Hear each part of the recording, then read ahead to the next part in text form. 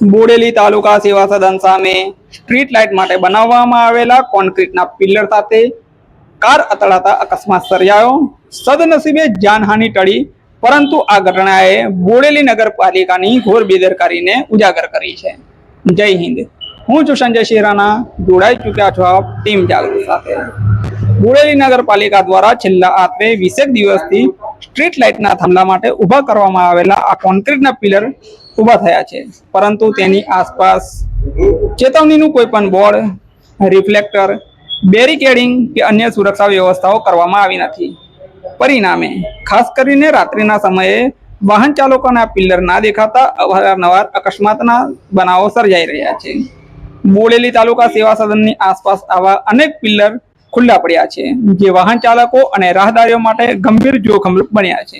તાજેતરમાં બનેલા અકસ્માતના બનાવ બાદ સ્થાનિકોમાં ભારે રોષ જોવા મળી રહ્યો છે। લોકોનું કહેવું છે કે જો સમયસર ચેતવણીના બોર્ડ, રિફ્લેક્ટર કે અન્ય સુરક્ષા વ્યવસ્થા નહીં કરવામાં આવે તો ભવિષ્યમાં કોઈ મોટો અને જીવલેણ અકસ્માત સર્જાઈ શકે છે।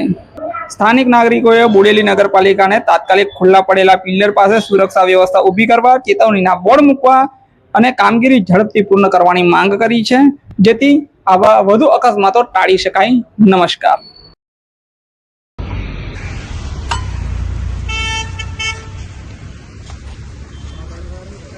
આ સેવા સદનની બહાર જે પિલ્લર બનાયા છે દેખાતા નથી। આજે મારી ગાડી અહીંયા પિલ્લર પર ચડી ગઈ, બરાબર, અને અહીંયા લોકોનું એવું કહેવું છે કે અહીંયા ગાડી રોજ 4-5 ગાડીઓને આ રીતે એક્સિડન્ટ થાય છે। તો બોડેલી નગરપાલિકાના પ્રમુખ અને તમામ સભ્યોને વિનંતી કે આનું તાત્કાલિક ધોરણે કંઈક રસ્તો કરે, કેમ કે આવી રીતે રોજબરોજ કોઈ કેટલી ગાડીઓને નુકસાન થાય એ પોસાય નહીં, બરાબર।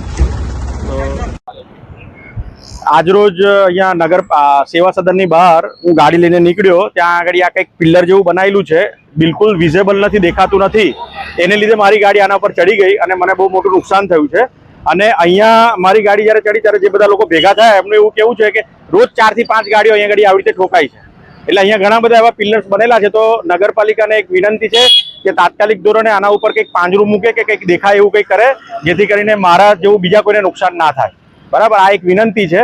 મને તો નુકસાન થયું છે, તો બીજા કોઈને નુકસાન ના થાય એના માટે આ વિડીયો હું બનાવી રહ્યો છું ને તમને એક જાણ કરું છું કે તાત્કાલિક ધોરણે અહીંયા કંઈક પાંજરું ઊભું કરો, કાં તો થાંભલાનું જે બી કંઈક કામગીરી છે તાત્કાલિક ધોરણે પતાવો। Thank you.